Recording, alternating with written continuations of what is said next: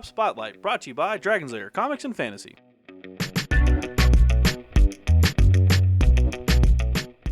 Hey everyone, I'm AdamHarry from Bell of Lost Souls Tabletop News with Evan from Dragon's Lair Comics and Fantasy. We're back with another Tabletop Spotlight.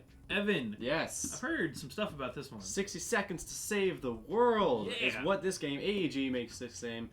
Basically, it's a little misleading. We'll get into the number crunching at the end, but it's not actually a minute per game. No, it's a 45-ish minute game.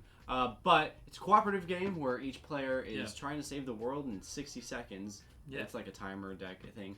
Yeah. But yeah, it's a cool art style. AEG makes some fantastic card games, so I can't wait to show this one off. Yeah, I have yet to be disappointed by any of their products. Yeah. Big fan of the AEG stuff. The card games are fantastic. So yeah. I'm very curious about this one again. I've heard a little bit about it, but yeah, I'm excited to take a look inside. 60 seconds to save the world. Evan, we have 60 seconds to review this game. Oh my god, let's go. Just kidding. This is 60 seconds to save the world. Let's take a look at the back of the box real quick. Pretty straightforward. This is a card game. AEG is really popular for their card games. Yeah, they definitely make a lot of them. Real fast. It does take about 45 minutes. Yeah, it's not an actual 60-second game. But the deck, it represents time. Yeah. We'll get into all that here in a second. There's still pressure to it. It's a good cooperative game for 2 to 6 players. Oh, yeah. Let me go ahead and pop this out. There we go. There's a rule book, which we will go over shortly. We have a little advertisement. Catalog. Yeah. Yep. Oh, yeah. Sheep thing for Smash Up. You should go do that if you haven't done it for a free deck. First thing we see is kind of the player things, the player boards. Threats. This is like the threat tracker. When it hits 7, well, everyone's dead. That's the skull and crossbones means. I'm going to open this up if you want to keep going. Yeah, so pretty straightforward here. We've got tokens, all of the different tokens. There are 7 world leaders. And you notice it's 2 to 6 players, but there's 7 world leaders if you ever want to change it up. There are different scenarios, which we'll go over here Which shortly. we have actually here. So this is that the tracker we saw earlier. But the scenarios, there's the zombie outbreak, and it goes over the rules and everything like that. There's an alien invasion. Super flu.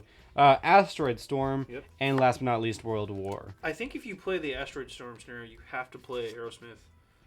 The entire Yeah. time. You also have to drop asteroids. Like, literally drop them onto the board. That's pretty funny. Yeah, there's different tokens.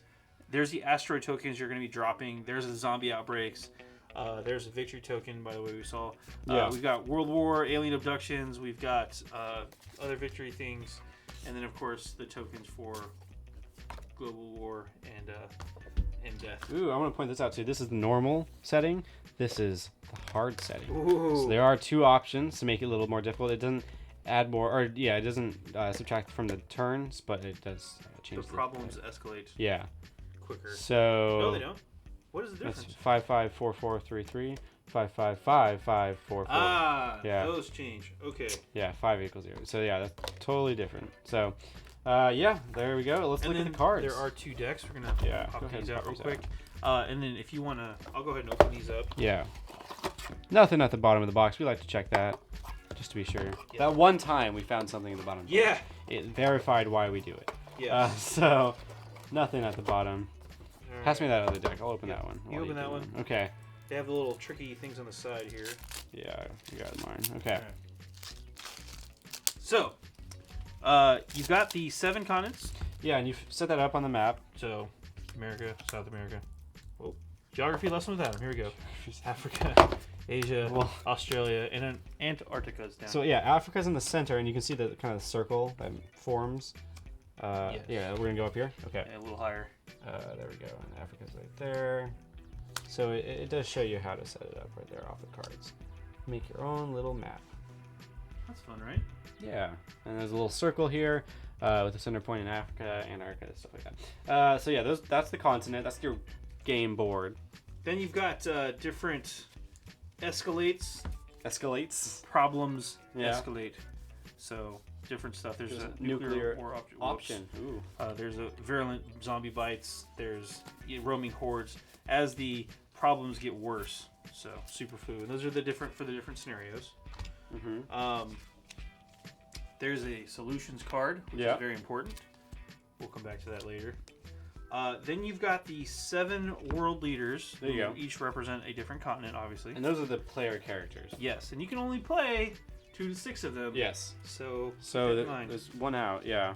And it looks like each one of these Different abilities? they do have similar abilities. I believe they do have a one-time superpower that they can There do. you go. Yeah. So North America can move a panic token to an adjacent continent or something like that. One-time superpower, reveal your hand to all players. That's pretty huge. You can For a cooperative game, yeah, for sure. co-op game, different things like that. Antarctica, convert one thumbs down to a thumbs up when enacting your plan. So, pretty cool stuff. Yeah. Mm-hmm. There are.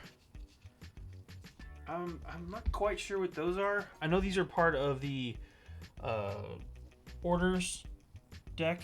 So the faxes come through, and these kind of stack up. We'll go over that in a minute. Sure. Yeah. Well, let's go over the deck I opened up. Yeah. Well, there it goes. You have these. These are the terminal cards. These are kind of like cards, the main cards you have in the game. So there's trade, talk. Keep going. Cure, and last but not least, divert. And they're gonna have symbols down here. We'll go over these symbols in the rule book.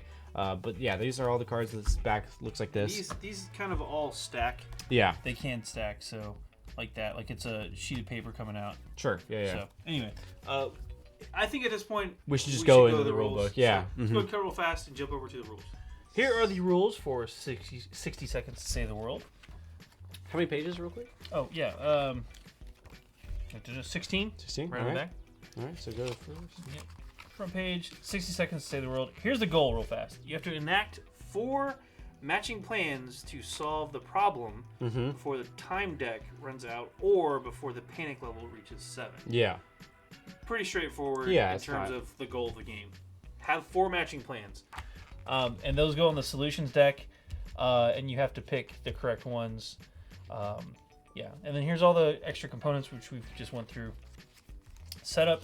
You choose one problem card from the game. You randomly choose scenario, one. yeah. The scenario. You randomly choose one to read the scenario aloud to everyone, and then you put the necessary problem tokens. Escalation cards are placed. Continents cards are shuffled. This is consider the problem continent. Okay. And then you put the continents back when you're done. So the problems can start in any continent. So, and then you also do the leader cards. You're supposed to do that random. So you shuffle them up and deal them to each player. So interesting. Okay. Yep. And then just more game steps. We'll kind of skip through these. Yeah. The time cards are based on the number of players. So, right. That makes sense. So you deal 3 time cards. Yeah. Panic level card. Yep. But like we showed earlier, different levels. You can do normal or hard. Yep. All right. How to play. The players are trying to enact 4 matching plans to solve the problem. And then the players achieve this by playing the time cards from their hands to form stacks. So you have to have these different stacks. And there's 6 different plans which you showed off. That was to destroy, contain, trade, talk, cure, and divert. And then the problem card lists which valid plans will solve it. You're not supposed to do a lot of table talk in the game. You can't. You're just not supposed. It's part of the game. Is like, because if you just said, "Hey, Evan, I've got to destroy, a contain, a trade, and a talk." Yeah. What's the fun in that? Yeah. Come on. So, like for instance, for the asteroid storm, the valid plans are these 2 right here. Or for instance, the zombie outbreak, it could be one of these 4. So yeah, that's a situation. Exactly. So you're going to take your turn order. You're going to install. You can perform up to 2 actions, and you have to install a card at your terminal and execute an order, or execute an order at your terminal. Or you can do the same action twice. And then you go to draw phase. It's just really simple. And then again, the cards are kind of going to stack. Yeah. And then yeah. So install a card. You're just placing a card on top of the stack of your terminal cards, basically. Right. The topmost card of the terminal determines what plan it belongs to. You may have as many terminals as you'd like. So you can actually run different terminals too. Sure. Yeah. Which is important. Yep. And then execute or a terminal. Yeah. Yeah. So you're building up on decks, and when you ever get 4 of a matching, you win the scenario if it's based off of the situation. So it's a very straightforward game. It seems like a difficult, and cooperative games are supposed to be nice and difficult. Otherwise, what's the point in that? Yeah, because you're playing against the game, Yeah. not the other player, so the difficulty's inherently in the game. There are ways to communicate. Obviously, you can't just be silent the entire time. You can fax each other information, have a press conference, stuff like that. You can enact plans, which is another part of that. Yeah, and you need to manage your communication cards and Yeah. your panic levels across the board. Otherwise, you lose really quickly. Yeah, So- because you want to keep the panic down. Yeah. Plan requirements, stuff like that. So we went over what's required for the scenario to be beat. And then time counts down. How the time tracker goes. Obviously, you're not just having a 60-second timer on the side of the board. Right. You have a deck of cards that are count as your time, and they will go down over the length of the game. So there is a time aspect. There's a turn order time aspect. I mean, the time aspect is really just also there to keep that pressure going. Yeah, exactly. Political influence, that's what those little bird symbols mean. If plan's successful, enacted 100%, that's stuff like that. You gotta have enough green thumbs ups to make enact the plan. successful. Yeah. Panic level rises, stuff like that. Continent locked. So more situations that can happen.